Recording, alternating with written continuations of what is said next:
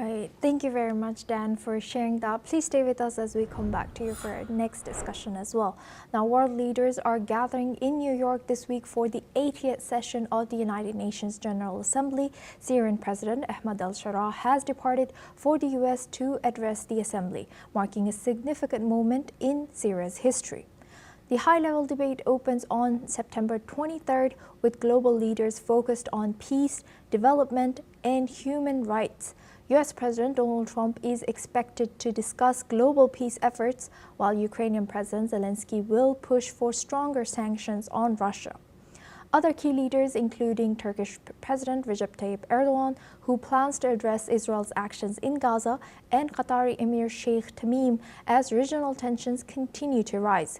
Venezuelan Foreign Minister Yvonne Gil will also speak on U.S. military operations in the Caribbean. The Syrian crisis and humanitarian issues are set to be the central topic of this discussion.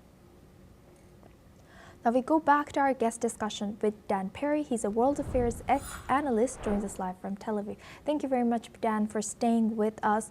Now, looking at the leaders coming in, especially now focusing on Ahmed Al-Sharaa, the Syrian leader, and his past. What do you think what he brings to the table to United Nations General Assembly, and what do you think he will push for over there? Well, Ahmed Al-Sharaa brings a fascinating question that is both philosophical and geopolitical. Can there be redemption for a jihadist? The answer until recently would have been, well, there's pretty much no precedent for it. Al-Sharaa was a former a jihadist leader in Syria. He was not a good guy, and the regime that they established, his group, essentially in the northwest of Syria, around the Idlib area, was not the worst jihadist regime. It was by no means equivalent to Islamic State in Raqqa and Mosul, but it was pretty bad. And it was a light theocracy, and it was something of a mafia.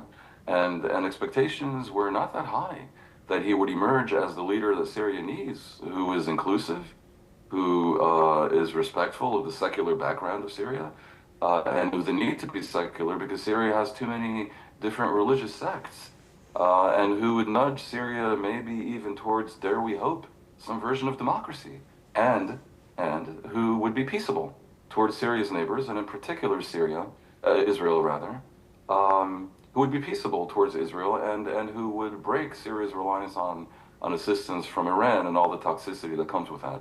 To everyone's amazement, to a large degree, not fully, but to a large degree, he seems to be doing that with some success.